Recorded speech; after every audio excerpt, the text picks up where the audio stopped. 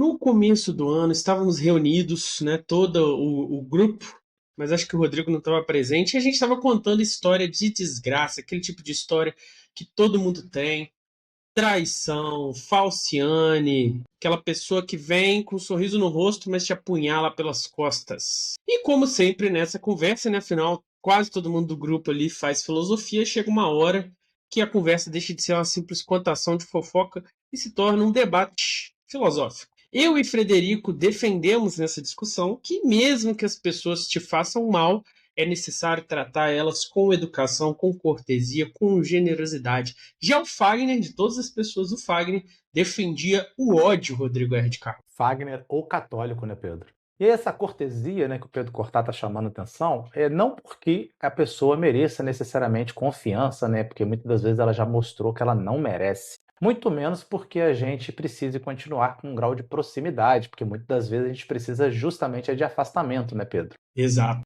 Mas porque existe uma diferença em a gente reconhecer que a pessoa ela agiu mal, né, ela agiu de maneira incorreta com você, e a gente transformar essa pessoa no objeto do mais tenro, assim, desprezo. Também não estou dizendo aqui, né, Pedro, que o Fagner estava defendendo este ponto de vista, né? O ponto do Fagner é outro. O ponto do Fagner é que tem uma certa necessidade no ódio diante dessas pessoas que agiram de maneira falsa, ou traíram a gente, ou foram de alguma maneira cruel. Então, o ponto aqui do Fagner é que o ódio ele vai ter um papel, uma utilidade, ele vai ser um meio para um fim. E é isso que a gente vai ver agora. Exatamente. E não é que eu não seja capaz de entender o raciocínio do Fagner. Certas coisas demandam ódio, né? Aquele impulso, né? Seu reflexo é odiar.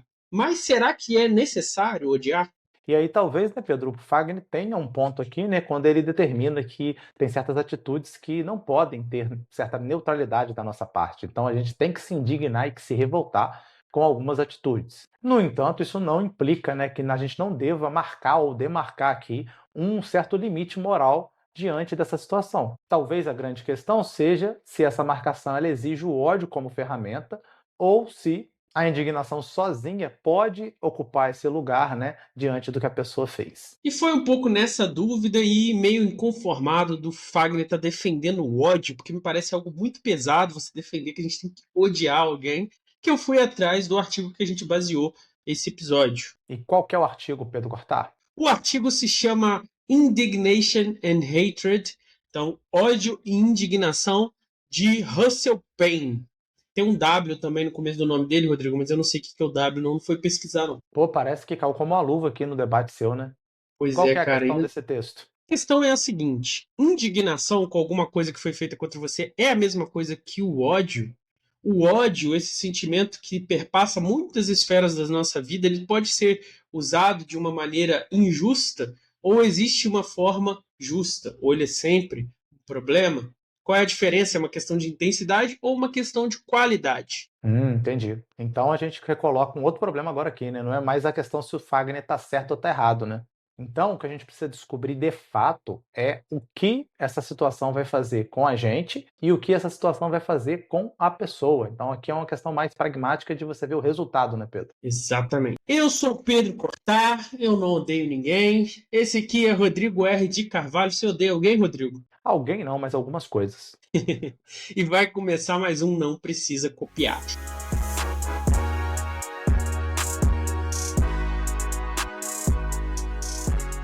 Indignação, Rodrigo R. de Carvalho, é uma emoção moral. Como assim?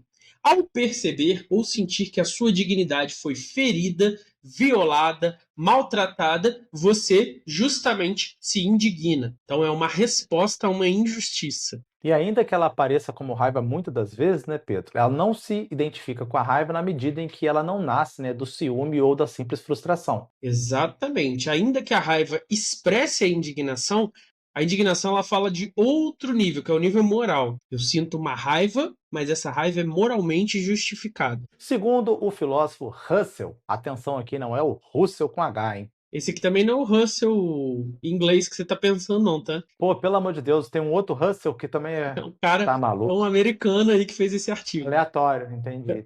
Então, gente, também não é o Russell da linguagem, galera. Para entender esses sentimentos todos, nós precisamos tratar, né, algumas emoções como algo muito diferente de paixões simplesmente cegas, né, soltas ali da inteligência. Então há paixões e há sentimentos que não têm essa desconexão com a inteligência. Então, diferente do que a gente pensa normalmente ao pensar em emoções, uma emoção moral, ela envolve a inteligência, porque você tem que elaborar um juízo, e ela também envolve a imaginação, porque você tem que pensar como aquela situação deveria ser. E isso aqui o Russell, não o inglês, esse é o Russell aqui, ele tira de outros dois filósofos, Martha Nussbaum, que a gente já comentou no episódio sobre misoginia, e Richard Wollheim, que eu nunca ouvi falar. Mas os dois trataram da questão dos sentimentos e qualificaram o sentimento, e ele tira essa definição de uma emoção moral. E a indignação vai ser, né, Pedro, exatamente um desses casos. A imaginação vai estar envolvida com a indignação, mas não como um tipo de invenção ou de fantasia, mas como um modo de ver a situação, mas como um modo de avaliar a situação se ela foi correta ou não, se ela deveria ser daquela forma ou não. Então, por exemplo, Rodrigo, não faz sentido eu me indignar numa situação que eu não consigo imaginar que a pessoa fez aquilo ali por querer. Ou que ela não poderia fazer outra coisa, né, Pedro? Exatamente. E aí, por envolver um juízo moral, ela pode também errar, né, Rodrigo? Os nossos juízes não são perfeitos. A minha leitura da situação, ela pode estar equivocada e eu me indignar injustamente. Então pode ser o caso de eu ter sido ofendido, de fato, ou posso ter julgado errado, pensado errado, percebido errado. Pode acontecer. Da mesma forma que ela também pode ter um julgado errado, né, e achou que não ia te ofender e te ofendeu. Exato. De todo modo, já existe aqui um juízo moral, né, Pedro? Então, para amarrar tudo até aqui, a gente entende a indignação como um tipo de resposta emocional a uma afronta real ou apenas percebida, né, imaginada, contra a nossa própria dignidade. Ou, se for o Ciro Gomes, né, Pedro, contra a dignidade do povo brasileiro. Exatamente. E aqui a gente volta para o Fagner. Talvez o que o Fagner esteja chamando de ódio, esse ódio devido, talvez seja uma indignação justa. Então, nossa dignidade foi ferida, e aí a gente está certo em se indignar e se enraivecer moralmente. Então, é isso que ele estava querendo dizer. Pode ser. Mas isso implicaria, Rodrigo, que uma coisa é eu me indignar contra as ações da pessoa, então a traição, a mentira, a falsidade, e outra coisa é eu desejar a destruição da pessoa, que é o que parece que a palavra odiar carrega. Eu quero destruir, aniquilar aquela pessoa. Se a gente quiser fazer uma leitura mais tranquila do Fagner, né, talvez seja só um aniquilar da minha vida, né, de afastamento.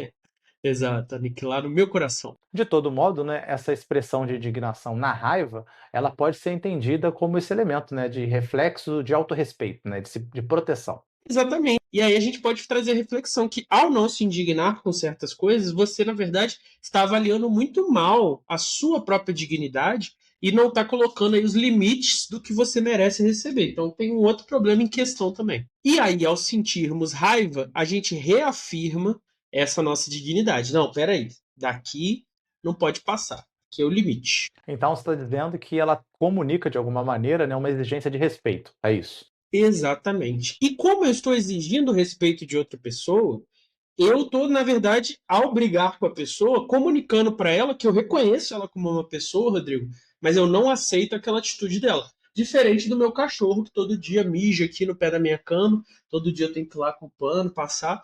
Não adianta eu pedir respeito pro meu cachorro, não adianta eu ficar indignado com ele, porque eu levo ele para passear e mesmo assim ele guarda um restinho de xixi para mijar no pé da minha cama. E ele não é um ser humano. Agora, se uma pessoa fizesse isso, eu iria falar bravo, falar, pelo amor de Deus, para de mijar no pé da minha cama. Então todo ponto aqui, né, que não adianta a gente exigir respeito de pessoas ou de, no caso do Pedro, né, cachorros, que não tem como dar isso. Então, sei lá, se a gente estiver em diálogo com um demônio, você vai exigir do demônio respeito ou responsabilidade moral? Obviamente que não, né? Contra demônios a gente só pode temer e nos proteger. Exatamente. E acredite você ou não, em demônios, a questão aqui é a seguinte: tratar uma pessoa de maneira desumana, entendeu? Esse é o exemplo. E a gente está conseguindo ver a partir disso que a indignação com os atos de alguém não é nem uma bestialização, ou seja, eu não estou tratando ela como um bicho, nem como uma coisa maligna, como seria um demônio. Então é isso aí. Essa é a diferença essencial entre indignação de um lado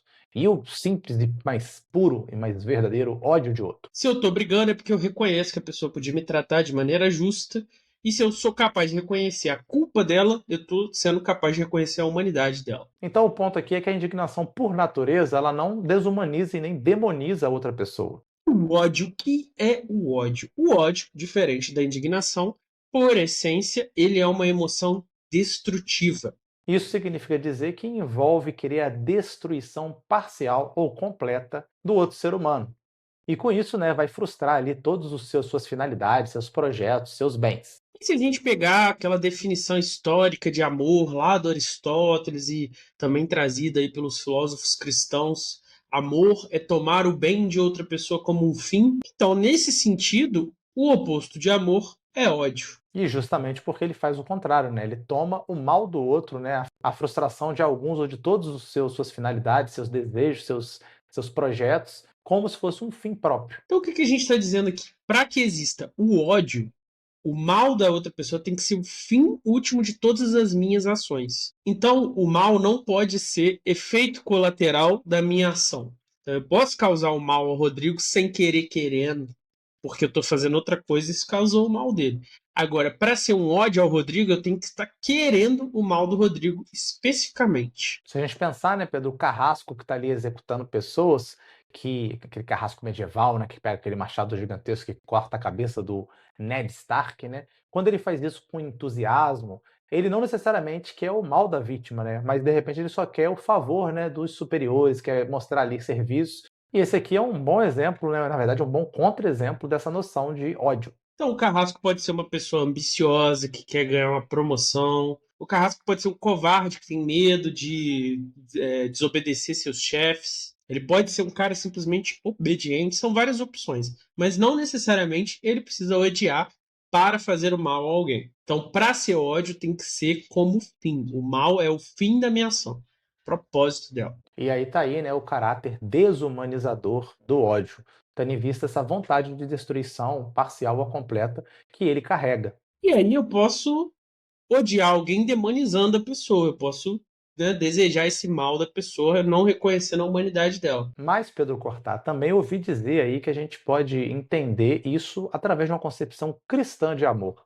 Como seria isso? O amor cristão envolve englobar, compreender o outro nesse ato de amor. Compreender aqui nesse sentido é reconhecer o outro como um ser humano e que merece aquele ato de amor independente de qualquer coisa, porque você também é um ser humano e você não merece pelas suas ações esses atos de amores, mas você merece porque você é um irmão como todas as outras pessoas. Sendo humano, sendo o pior dos humanos, você ainda merece algum amor, alguma dignidade, porque você também faz parte dessa criação, você também existe, você também é um membro dessa gloriosa, fascinante e perturbadora às vezes espécie. Já a demonização ali na concepção cristã vai fazer justamente o movimento ao contrário, né? Ele vai ver o outro da maneira menos caridosa possível. Então, nesse sentido, como o ódio não faz o reconhecimento desse amor, ele é desumanizador. Já a indignação não é desumanizadora necessariamente.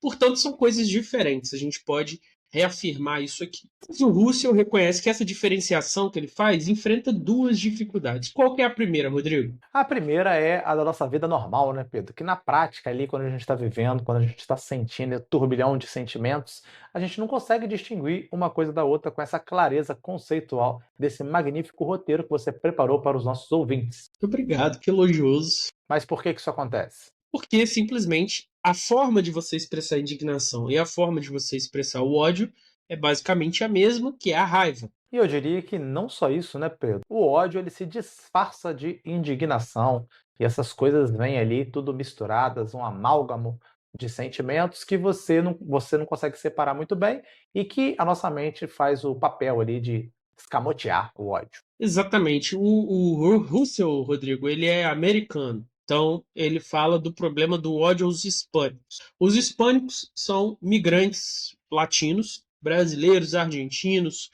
colombianos, da América, pessoal do México, da América Central, que vão trabalhar nos Estados Unidos sem documentação. E aí ele fala assim: olha, muitas vezes um ódio racista, uma pessoa que tem um ódio racista, ou seja, ela quer a destruição dos latinos, ele se justifica, né? Ele se esconde atrás da indignação, falando assim: não, eu não tenho problema nenhum com os latinos, o meu problema é que eles vêm trabalhar nos Estados Unidos de maneira ilegal. Eles vêm com uma desculpa, porque a indignação, vamos recapitular, é um ódio moralmente justificado. Aí você arruma um problema para justificar a sua indignação. Só que, na verdade, você só está disfarçando o seu ódio. Entendi. Então, o ponto todo aqui, Pedro, é a falta de verdade genuína nessa indignação, né? Justamente por esse caráter de você escamotear o seu. Nem sei se é diretamente consciente, não sei se você vai falar sobre isso, ou se é um processo da mente mesmo, né? Ela não pode se, digamos assim, se verificar como que eu simplesmente odeia, então ela tenta achar ali motivos racionais para esse ódio, transformando ele com isso em indignação. Transformando pelo menos nas aparências, né? Isso. Mas qual que é a segunda? Segunda, Rodrigo, é que uma indignação justa, se ela não for respondida, se ela não for corrigida, ela pode, com o tempo, se tornar um ódio. Então, peraí. Você está dizendo que nosso querido Fagner, o católico, talvez não esteja simplesmente defendendo aquela indignação como uma leitura que a gente tinha feito generosa sobre ele, mas uma indignação que está apodrecida ali nos fundamentos e que, na verdade, já virou ódio. Exatamente, talvez seja esse o caso. E aí, daqui para frente, a gente vai responder a esses dois problemas: ódio fantasiado de indignação e o que pode acontecer se uma indignação não for respondida.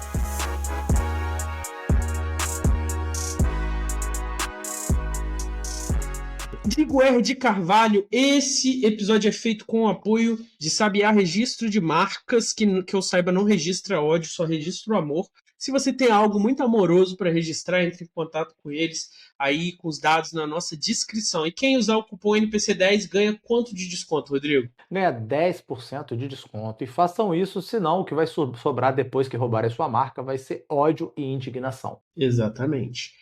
E aí também esse episódio é feito graças aos nossos mecenas, né? Os queridos e queridas que contribuem financeiramente. Se você tem um cascalho sobrando, considere se tornar membro. Você tem aí um apoio humilde de R$ 5, chamado também de apoio sofista pragmático. Mas para os burgueses riquíssimos, Rodrigo, quanto que eles podem apoiar? Eles podem deixar vintão lá no YouTube pra gente e se autoproclamarem, né, mecenas idealista romântico. Mas se você é um pobre miserável e não tem um tostão furado, Rodrigo, você pode apoiar também curtindo o vídeo, compartilhando com as pessoas e comentando, que é o que a gente vai fazer agora. Nós vamos ler os comentários que servem para impulsionar o alcance dos episódios, correto, Rodrigo? Corretíssimo. E também servem para nós, porque a gente adora entrar em contato com vocês. Apesar das vezes vir uns comentários doidos. Primeiro comentário, Rodrigo. Gustavofs 390. Conteúdo muito interessante. Comecei a estudar filosofia recentemente e tive interesse nesse tema específico após apontarem que minha visão de mundo era relativista. Isso aqui é um comentário no programa sobre relativismo. Eu nem sabia o que era e o porquê é mal visto. Historicamente, tivemos mais problemas com certo realismo do que com relativismo. A ideia de ter comportamentos universais pode transformar discordância em erro e daí concluir que os errados devem ser corrigidos. Os errados devem ser corrigidos, né? Aí o problema: censurados, presos ou até pior. Associar as supostas regras universais com biologia é problemático. Não lembro da gente fazer isso não, mas vamos lá. Apelar para a metafísica é válido, sempre, mas torna algo inverificável, portanto questionável. Parece que cada caminho tem uma armadilha. Essa é a graça, né, Rodrigo? Exatamente. Uma terceira via, opa, Ciro Gomes, talvez fosse imaginar essas leis universais como leis emergentes do contexto. Não existe nada metafísico ou biológico que nos impeça de não cuidar das crianças ou viver isolado. Você lembra que a gente deu esses exemplos, Rodrigo? Toda sociedade cuida das crianças, coisa e tal. Mas sociedades que aceitam isso se autodestroem. Portanto, as condições do meio impõem pressões e nós temos que adaptar as regras do jogo. Algo como a evolução, mas aplicado sobre sociedades com seres capazes de prever e aprender. Talvez os comportamentos mais adequados às regras do jogo estejam tão cravados nos nossos mitos, linguagens e cotidiano que nem precisemos discutir, e isso simplesmente faz parte de nós, no mais íntimo do nosso eu. E dado que pressões do meio geram tendências apenas passíveis de interpretação e são variáveis no tempo e local, faz sentido a evolução e discussão das regras do jogo. Ainda assim tem problemas, porque sempre vai aparecer um infeliz fazendo coisas absurdas e terríveis e nos fazendo questionar como pode existir alguém que não vê o quão errado é isso. Achei uma formulação interessante, coerente, né, para uma visão relativista. Eu acho que várias das coisas que ele colocou aí, ele está em contradição com o relativismo, no sentido de que ele defende que há certos, digamos assim, acordos que podem ser feitos. A gente pode discutir os critérios que ele apresenta, mas ele apresentou critérios, né? E o relativismo abandona a ideia de critério, justamente o fato de não haver critérios ou qualquer coisa servir como critério. E eu acho que ele não está no ponto relativista, né? Talvez ele não tenha encontrado assim como é que eu posso dizer, uma tradição para chamar de sua, né, Pedro, mais clara, assim, mais sólida, porque, por exemplo, ele falou da metafísica, que é um bom caminho, mas não é verificado.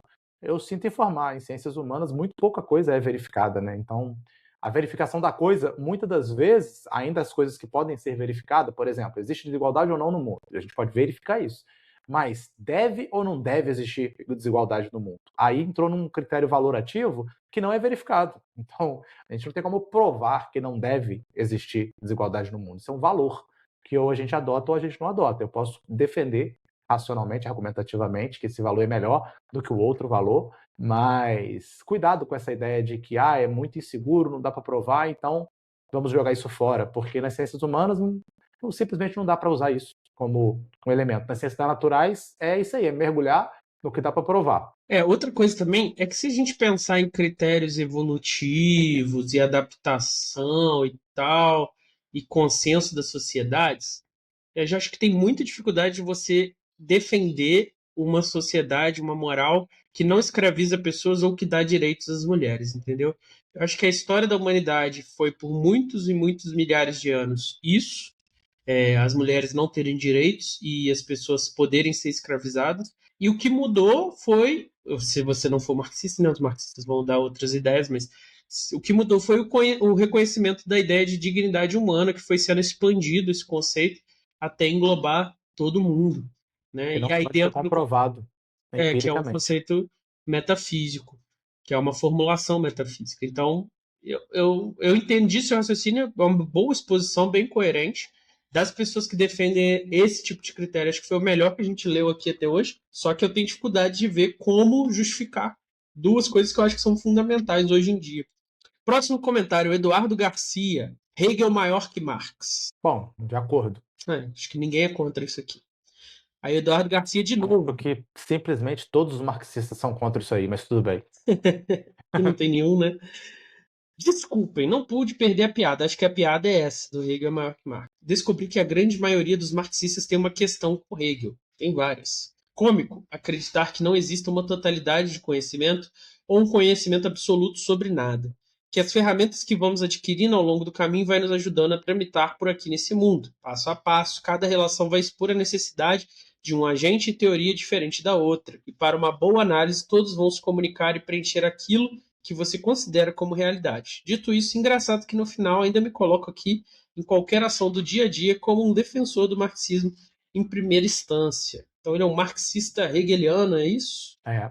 Eu acho que não é curioso e não é contraditório a um primeiro momento, porque eu acho que uma coisa que você está defendendo no início é Hegel está certo sobre a sua metafísica. Não é isso, né, Pedro?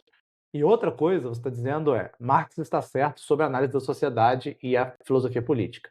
Então, eu acho que isso é compatível você pensar essas duas coisas. O problema é que as duas coisas não vão se comunicar, né, Pedro? Então, filosoficamente, isso é uma questão. Essas duas coisas tinham que estar bem conectadas uma com a outra e você está trabalhando ela de maneira separada, né, cingida uma com a outra. Mas, enfim, eu acho que o problema Marx-Hegel é que não se estuda Hegel, né? Então, se criou muito espantalho, né, para fazer uma homenagem ao Tamir, o espantalilso, né, de Hegel. Então, de repente, um dia a gente pode fazer uma live espantalilso Hegel e só mostrar como que, tipo, nego só fala barbaridade de Hegel. As pessoas não leem Hegel. As pessoas estão corretas também, né, Pedro? Porque ler Hegel é foda também, é difícil. Ele também não contribuiu muito para a gente poder ler ele. Hirabi Júnior. Sobre a questão da apatia, por acaso ontem estava olhando um post a respeito de uma lei que entrou em vigor no Senegal. Pididi, pididi, pororó.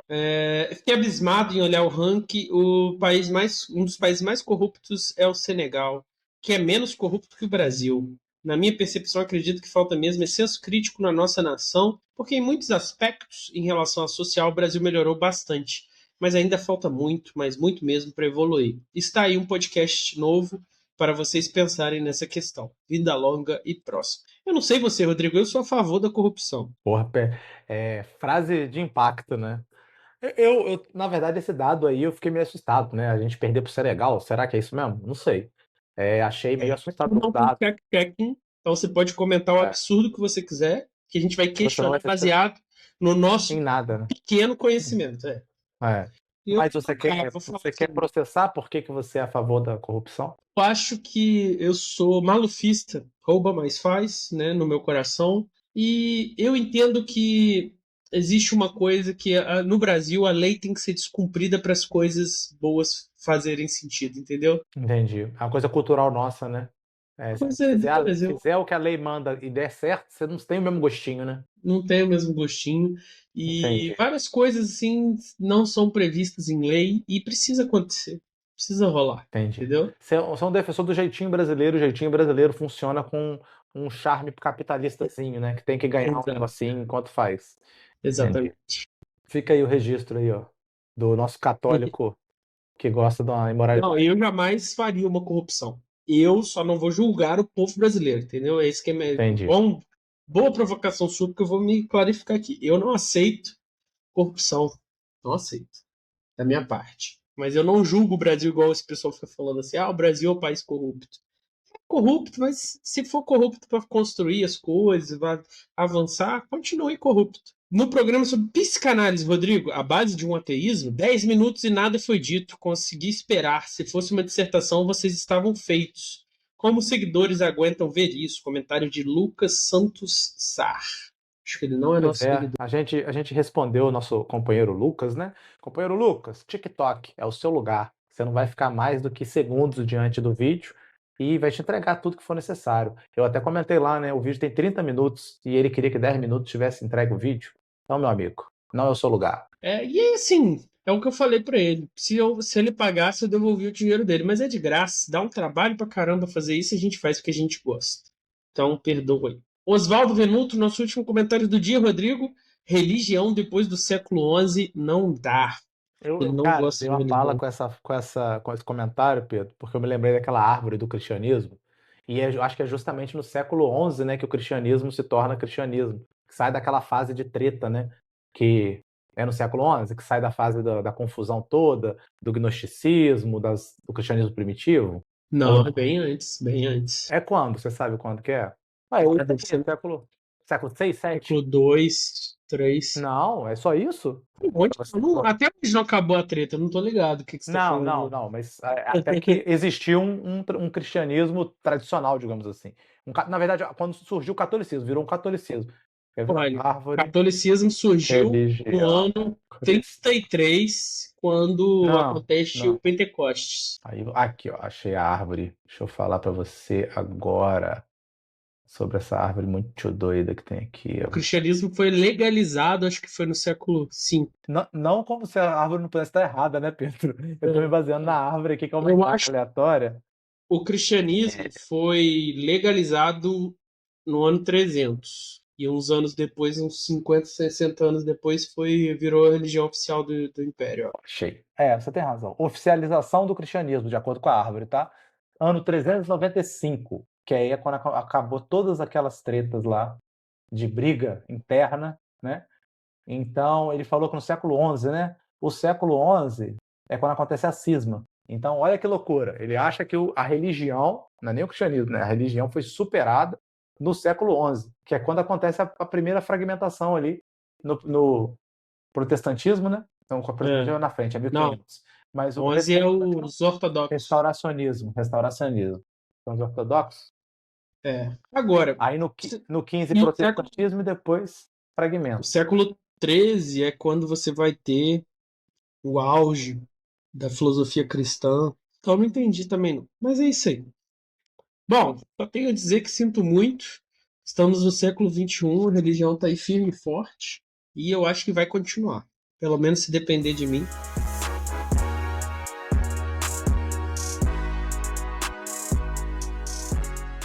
Bora pro próximo bloco, então. Rodrigo, comente, deixa aí seu registro para posteridade. Como o Pedro já comentou aí, né, o Russell, por ser americano, um dos temas quentes que ele vai discutir é a imigração ilegal. E o Pedro chamou a atenção, né, de como que o racismo americano, ele vai ali se transmutar na forma de indignação justificada contra os trabalhadores hispânicos. E aí qual vai ser a justificativa que vai ser dada? O fato deles não terem documentação, legalizada para estar no seu país, para trabalhar no seu país. E aí, para a gente tentar separar o que que é ódio do que é indignação, a gente vai trabalhar com três categorias. Qual que é a primeira, Rodrigo? A primeira são aquelas pessoas, né, que não têm, de fato, nenhum tipo de má vontade com os hispânicos, mas sente um tipo de indignação contra pessoas que estão contra a lei. E, de fato, né, uma pessoa que imigrou ilegalmente está contra a lei. O segunda categoria são pessoas que têm um ódio racista, mas aproveitam e também têm uma indignação contra os descumpridores da lei e junta tudo no seu coração. A segunda são pessoas que têm o ódio racista e também têm uma indignação contra pessoas que quebram a lei. Então ela tem os dois sentimentos no coração dela. Já a terceira, ela também tem e nutre esse ódio racista, mas ela faz esse processo, né, de ruminar esse ódio ali e traduzir, racionalizar esse ódio para ele parecer como uma indignação, digamos assim, justificada contra esses infratores da lei. Um sinal de que você está na terceira categoria seria se você dissesse que não gosta dos hispânicos porque eles vêm sem documentação, mas quando é um trabalhador europeu, você não se importa.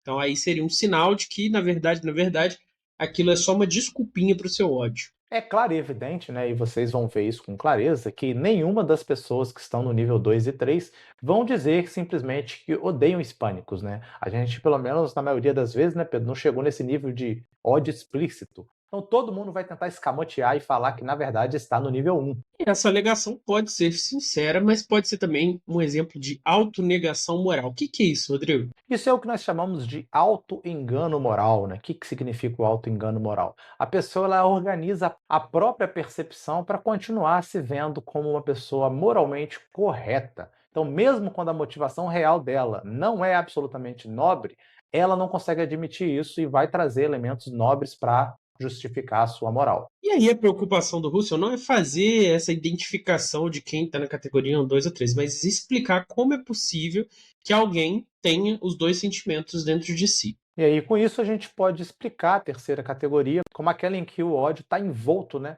numa camada de aparente indignação. No entanto, como vocês sabem, nesse nível 3, essa indignação ela é somente aparente, ela não é genuína, a pessoa não fica realmente incomodada com o fato de simplesmente se burlar a lei. Então é uma emoção autoenganadora. E isso acontece, né, porque essa indignação ela não está fundada numa crença moral baseada em princípios. Então ela não tem aquele princípio de que o Pedro acabou de falar, que ele é absolutamente contra não seguir a lei. Ele só não critica, né? No caso do Pedro, o imigrante ia ficar de boa, porque mesmo o imigrante estando contra a lei, ele não critica a pessoa não estar diante da lei. Mas ele tem o princípio moral de ele, pessoalmente, de não romper essa lei. E aí a ideia aqui é que você está fundando essa sua indignação numa regra moral arbitrária simplesmente para você se auto-enganar, ou seja, para você não ter que reconhecer que na verdade, você odeia esse grupo específico. E aí, nesse roteiro do Pedro, o Fagner se complica cada vez mais. Acho que o Pedro fez esse roteiro aqui para detonar o Fagner, coitado.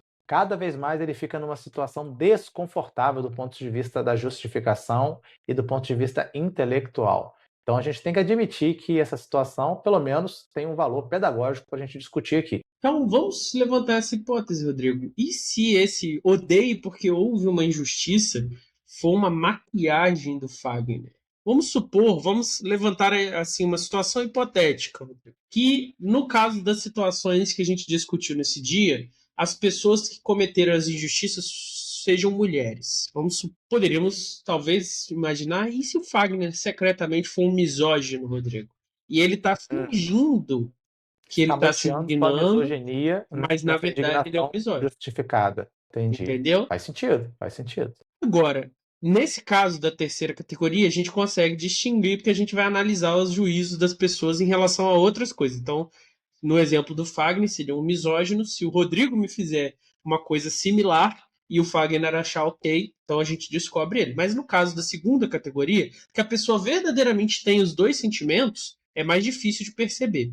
Como é que você vai separar o joio do trigo nesse caso, né? Tendo em vista que a gente tem acesso a essas coisas num sanduíche, juntinhas. Exatamente. E como a gente viu, são sentimentos diferentes, mas são muito próximos. No entanto, Pedro Russell deu ali o bizu pra gente, né? Falou que existe um critério e que indignação e ódio são tipos diferentes de emoção. Inclusive falou daquele negócio de estar próximo ou não da racionalidade, né? E aí pode rolar da pessoa ter os dois sentimentos. E é muito fácil, né, admitir essa possibilidade, né, Pedro? Tendo em vista que as pessoas, né, nós, eu, você, todo mundo, exibe um certo tipo de incoerência emocional muitas das vezes, né? É curioso porque entre os alunos a gente vê isso muito, né, no ensino médio, como é que o emocional deles é contraditório, é incoerente, e eles não conseguem às vezes perceber isso, e às vezes eles conseguem perceber isso, mas não conseguem lidar com essa questão. Exatamente. E não há problema numa incoerência emocional, mesmo que ela envolva incoerência de crença. Por quê, Rodrigo? Sim, exatamente, né? Nós podemos ser, e frequentemente somos incoerentes, não só em emoções, mas em crenças e também em atitudes, né? A gente reage, você falou aí, né? A pessoa reage de um jeito se um homem faz aquela ação e reage de outro completamente diferente se uma mulher faz a ação. Então, na escola tem outro exemplo bom, né? Como os alunos e as alunas, principalmente, reagem, né, com as professoras mulheres e com os professores homens, né? Como o desrespeito às professoras mulheres, ele é muito mais presente não só entre os alunos homens, mas também com as alunas mulheres. Exatamente. E aí você pode ter, no caso específico aqui, de ter os dois sentimentos, ódio e indignação, você pode ter dois juízos logicamente incompatíveis flutuando aí na sua mente. E aí, no caso da indignação, né, a gente ainda vê, a pessoa ainda vê o outro como alguém moralmente responsável, né, alguém que é capaz de responder pelos seus atos. Mas e no ódio, Pedro? No ódio, a gente vê a pessoa como alguém que tem que ser destruído, ou seja, não é alguém que tem que ser punido, corrigido, ou alguém com quem eu devo argumentar. E aí, ao você misturar isso tudo numa salada de fruta emocional,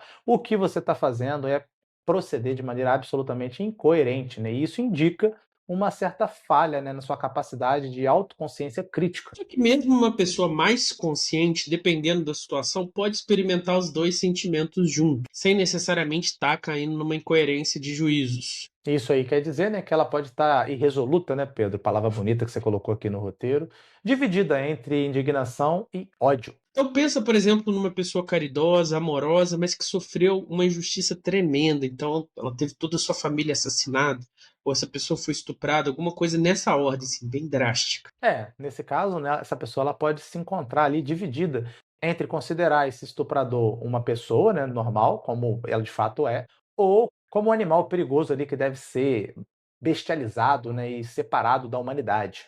Então, de um lado, você vê como uma pessoa moralmente responsável, que deve ser responsabilizada, e de outro, como uma besta. Então a virtude aqui não no sentido de castidade, né? A virtude no sentido da forma que a pessoa vê, com certa forma que ela tratava as pessoas, foi violada por esse ato terrível. E essa dicotomia ou essa divisão da vítima entre indignação e ódio pode representar um momento de crise de caráter. Seu hábito anterior de respeitar, de cuidar, pode ser colocado em xeque por isso. Não necessariamente ela tem essa crença. E aí a pergunta sobre o Fagner fica cada vez mais perigosa.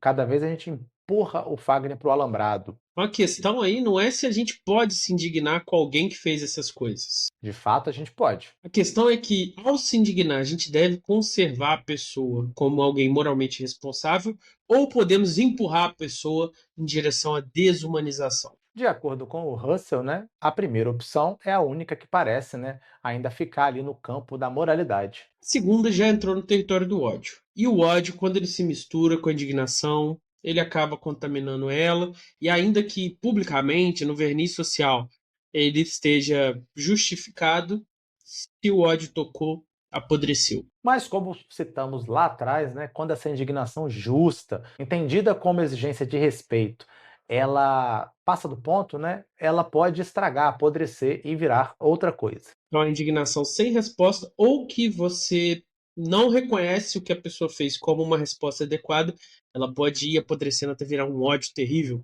E isso é absolutamente compreensível, né, Pedro? Quem nunca, né? Quem nunca teve uma indignação que não teve a sua justiça de reparação acontecida e que foi se acumulando, acumulando, acumulando e a frustração veio junto e veio junto tudo que ocasiona o ódio mais profundo. Afinal, se a outra pessoa não reconhece a sua dignidade e viola constantemente a sua dignidade, é natural que o seu raciocínio seguinte seja: bom, então essa pessoa não é um ser humano como eu.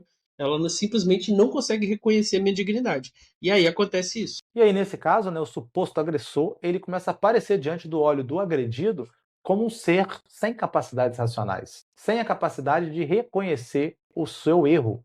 E por isso que vai merecer todo esse repúdio da parte do agredido. Repúdio esse que pode se tornar o ódio. Ou seja, essa inferência falaciosa ou não, a questão aqui é que a partir do momento que eu reconheço que a pessoa não é um agente moral qualificado, a consequência é que ele também não merece o mesmo respeito. É claro, né, Pedro, que há muitas gradações nesse meio desse caminho aqui, né? Até a gente desejar o mal desse agressor, são muitos passos e são muitas casas que a gente tem que andar. Mas é o caminho que se percorre. O primeiro ponto é esse, é de não reconhecer a racionalidade daquele ser humano e a capacidade dele de reconhecer erros. E a parada final desse ônibus, Rodrigo, é o ódio. Mas há uma coisa que ainda permanece em aberto, Pedro. Esse ódio que é compreensível, já dissemos, será que ele é, de alguma maneira, moralmente defensável? Isso é uma outra questão que surge quando a gente pensa nisso da indignação e apodrecendo em direção ao ódio. Talvez, né, Pedro, seja preciso a gente tentar explorar outras maneiras, né, de tentar lidar com essa questão de uma indignação que não foi de alguma maneira resolvida, né, não teve resposta. Uma forma diferente, né, de simplesmente o ódio. Talvez a gente tenha outras saídas. Exatamente, e é importante a gente destacar essas saídas, porque aí a gente evita que alguém que não queira responder à indignação justa acuse a pessoa de estar simplesmente odiando, entendeu? Então, ainda que, como a gente já disse, né, a indignação e o ódio pode aparecer de maneira junta, se a gente puder separar os dois, se os dois não tiverem necessariamente sempre um como consequência do outro ou um conectado ao outro, nós podemos então tentar responder essa indignação correta de outra forma, que não seja com o ódio, né? A gente deixa o ódio de lado, tenta passar por cima dele, né, Pedro? E usar outros critérios para nossa ação e para nossa resposta. Vou começar explicando o que é uma indignação ficar sem resposta. O Russell, ele caracterizou a indignação como um tipo de resposta emocional a um tipo de violação real ou imaginada ou percebida, né, à dignidade de um ser humano. Então tem duas respostas possíveis aqui. Na primeira resposta é o seguinte: se essa injustiça percebida, ela é também uma injustiça real, então a indignação pode ser respondida quando o agressor reconhece, né, essa injustiça e expressa remorso por ela. Então essa forma de responder à injustiça abre espaço para o perdão e a partir disso para a reconciliação, porque aí você restaura a dignidade da pessoa justamente indignada. Já quando essa indignação ela nasce de uma injustiça percebida, mas que não é real, então a gente pode simplesmente propor uma explicação para demonstrar a irrealidade dessa indignação. Porque explicando para outra pessoa, você mostra que você não queria ofender ou que aquilo ali na sua terra não é uma ofensa, alguma coisa assim. Por exemplo, se alguém pisa no meu pé acidentalmente, eu vou sentir indignação por ele ter pisado no meu tênis branco, lindo, maravilhoso. Mas o fato de ter sido acidental, né, Pedro? Exatamente, eu viro e falo, não, cara, desculpa, é porque tava passando outra pessoa ali, aí eu fui dar uma andada para trás, pisei no seu pé, mas eu não tinha intenção de macular o seu tênis.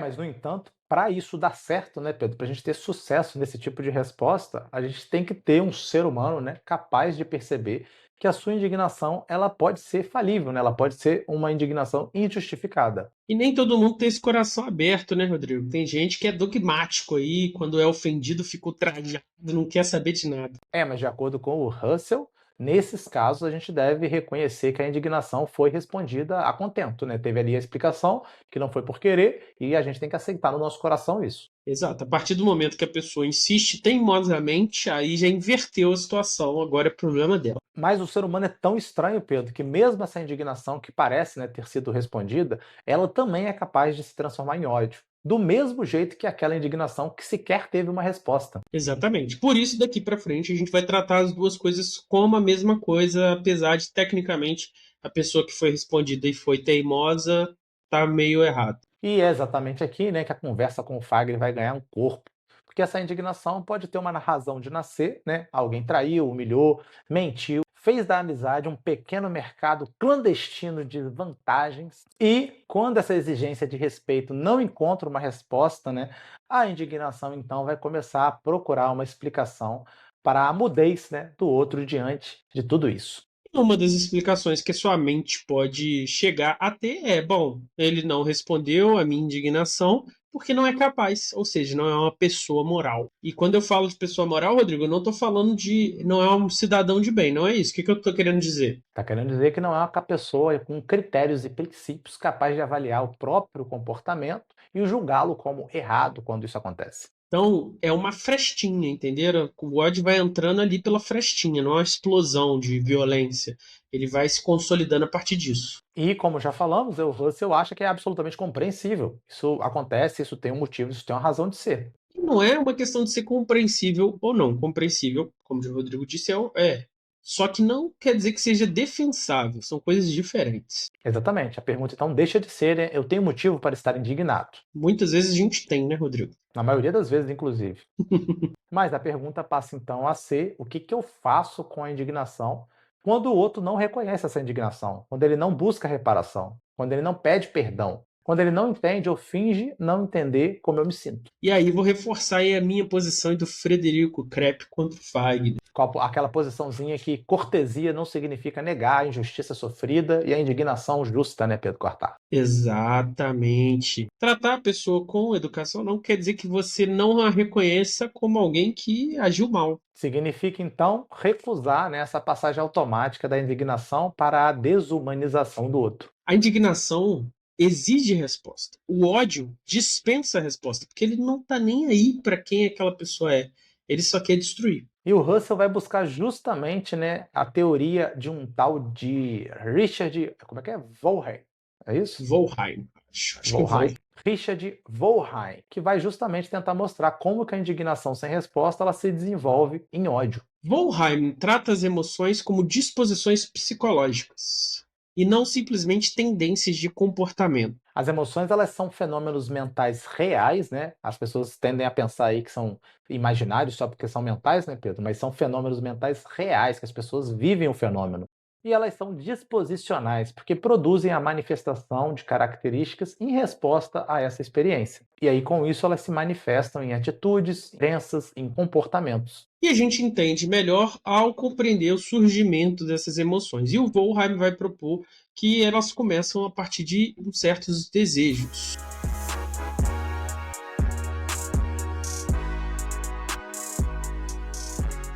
No caso, né, da indignação, o desejo relevante pode ser justamente o desejo ali fundado no autorrespeito, né, de ser tratado ali de maneira adequada. Então, na questão aqui, alguém ou algo é percebido como capaz de satisfazer ou frustrar esse desejo. E no caso da indignação, né, alguém é percebido como o violador da minha dignidade. E aí, com isso, ele é identificado como aquele que frustrou o meu desejo de ser tratado de maneira respeitosa. E aí, uma atitude em relação ao suposto agressor se enraiza em nós. E essa atitude, né, Pedro, é o núcleo da emoção.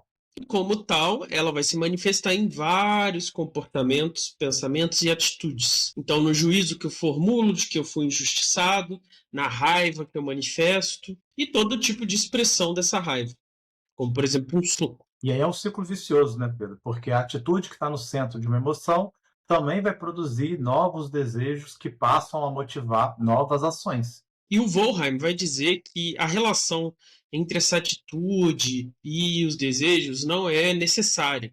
Ela pode variar. Ainda assim, né, no caso de algumas emoções, incluindo daqui a indignação, parece haver uma conexão bastante confiável entre a atitude central da emoção e o desejo de ter a própria dignidade restaurada. Por isso que a gente pode dizer com certa tranquilidade, ainda que não seja necessário, que ações que tenham o objetivo de restaurar a dignidade são motivadas por esse desejo.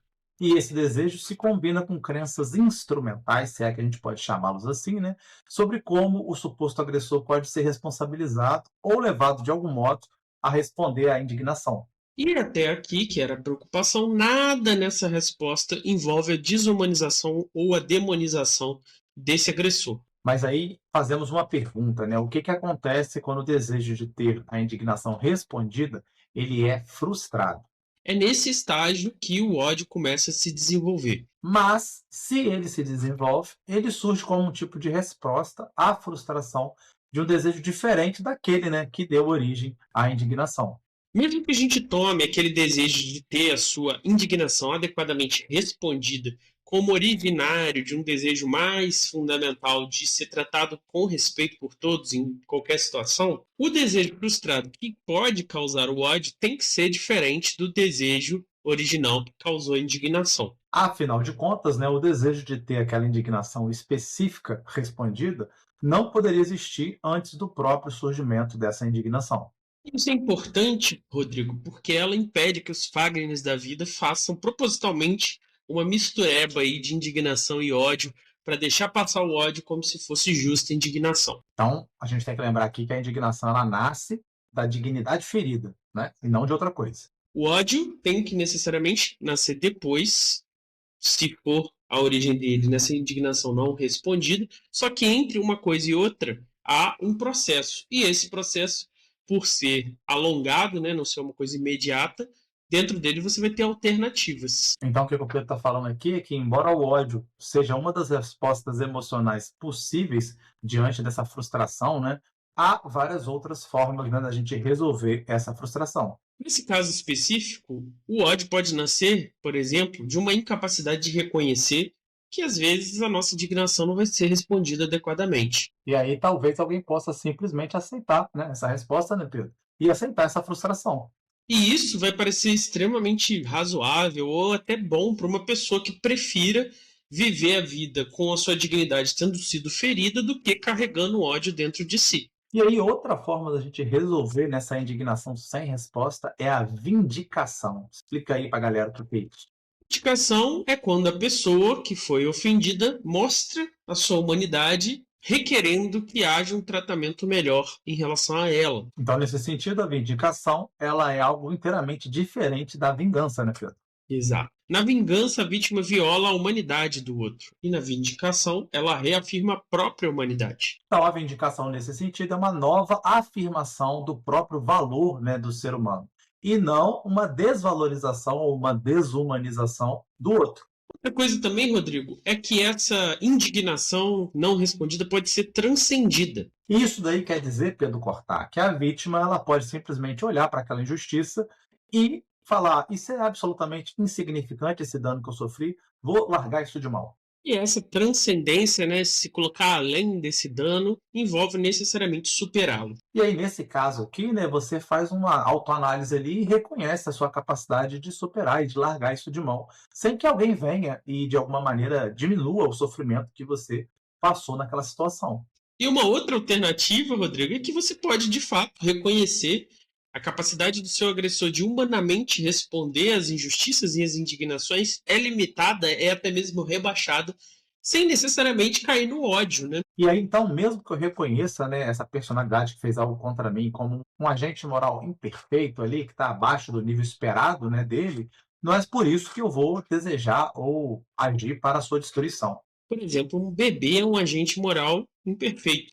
É, um bebê ou uma criança também muito pequena, né, Pedro? Ele muitas vezes ele pode agir até de maneira perigosa, mas nem por isso, né, nem pela incapacidade que ele tem de ser um agente moral qualificado, a gente vai querer a destruição ou a aniquilação desse indivíduo, né? Então, esse agente imperfeitamente moral, ele não é nem bom nem mal, mas algo que precisa ser visto com cuidado e não destruído. Então, qualquer uma dessas opções que a gente citou, e provavelmente, né, muitas outras, podem acabar por resolver esse desejo frustrado, né, essa indignação não respondida.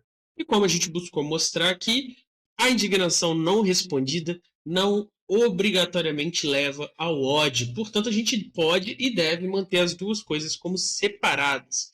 É isso aí, Fagner. E, além disso, né, dada a maldade intrínseca do ato de odiar, fica difícil de ver, né, à luz dessas alternativas que a gente apresentou aqui, como é que o ódio poderia ser compatível com a virtude e nós poderíamos chegar e defender, como uns e outros aí, né, Pedro, que o ato correto é odiar em certas situações. Que a indignação ela é compatível com a virtude, não só compatível, em certos casos ela é exigida pela virtude. Mas mesmo assim, sustentar que a gente deve, como um tipo de princípio moral, alimentar o ódio, isso é sempre prejudicial à virtude, com certeza. Porque, Rodrigo, a gente está falando de virtude, né? Não só de ações isoladas. E mesmo porque, mesmo a moralidade comum, né, Pedro, ela é capaz de olhar uma ação odiosa e julgar essa pessoa responsável por essa ação odiosa como uma pessoa imoral.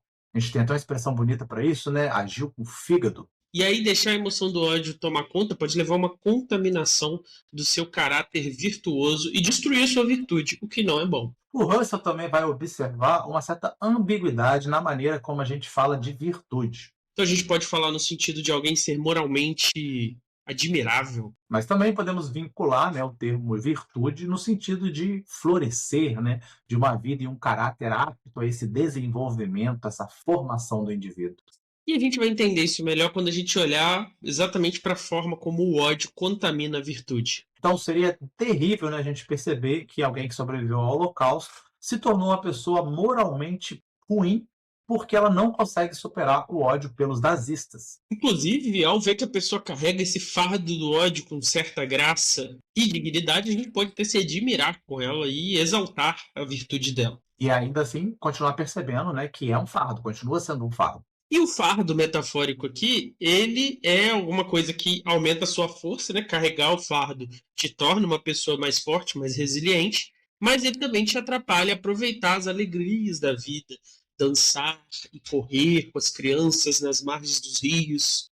E é por isso que o ódio é um fardo. E ele é um fardo extremamente perigoso, né, Pedro? Porque muitas pessoas, ao carregar esse fardo, como você falou, sendo ele, né, mesmo sendo ele fruto de uma injustiça grave, né, como no caso do Holocausto, esse fardo ele acaba prejudicando o funcionamento, né, do ser humano enquanto um ser racional. E é por isso que a gente poderia dizer que ele limita a virtude no sentido de seu florescimento.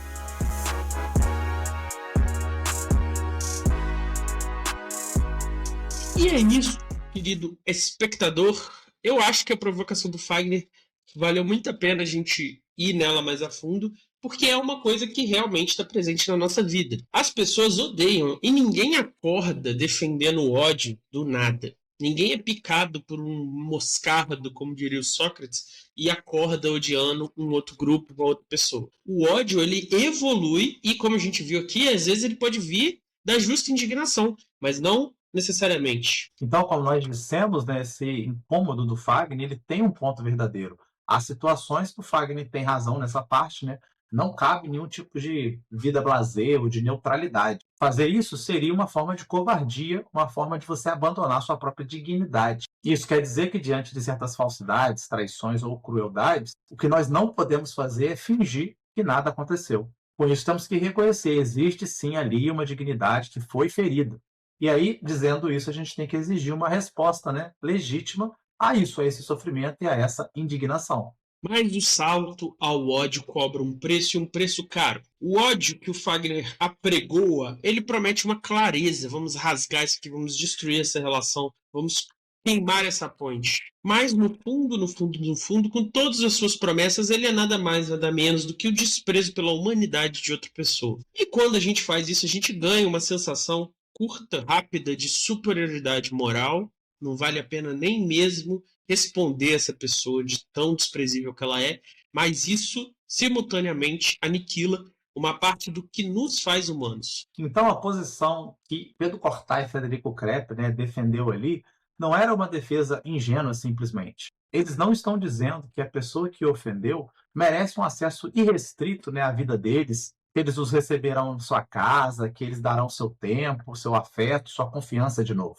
Eles reconhecem que algumas pessoas precisam mesmo ser afastadas, colocadas de lado, e que algumas conversas merecem sim terminar. Então, algumas portas, né, Pedro Cortá, precisam ficar mesmo fechadas, né, chave virada, bem trancada, e aí, se possível, né, sem nenhum tipo de discurso de encerramento. Exatamente. E respeito mínimo não é absolvição, Rodrigo. Tratar alguém com cortesia não significa restaurar a pessoa, a intimidade, o companheirismo que um dia você já teve. Significa simplesmente, e eu diria moralmente, garantir que o erro de outra pessoa não afete a forma com que você vive a sua humanidade. E aí, talvez seja esse o ponto forte, né, do Russell contra nosso companheiro Fagner.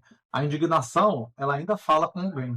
Já o ódio desistiu de se comunicar há muito tempo. A posição do ódio que o Fagner apregoa não é uma posição de coragem, como parece, mas é uma rendição. É uma rendição compreensível, sem dúvidas, como a gente deixou claro aqui hoje. Inclusive, eu diria que é uma rendição humanamente previsível, já que tantas e tantas vezes nós caímos no ódio. Mas é uma rendição. Por quê, Rodrigo? Odiar é você abrir os portões da sua fortaleza interior e deixar que a outra pessoa ocupe o seu coração para todo sempre. Mesmo que você nunca mais fale com a pessoa, mesmo que você desdenhe da pessoa, aquele ódio fica dentro de você para sempre. E aí, nos casos das histórias desgraçadas aí do começo do ano, que a gente começou ali a desfiar, talvez a conclusão seja esta, né? O Fagner tinha razão em desconfiar de uma falsa paz ou de uma paz barata, tinha razão em defender que há ofensas que pedem indignação de nossa parte, mas talvez ele errou no modo de responder a essa indignação. Exatamente, ele errou quando ele chamou pelo ódio. É isso, pessoal. Se você gostou do vídeo, curte, comenta e compartilhe. É isso aí, valeu, tchauzinho.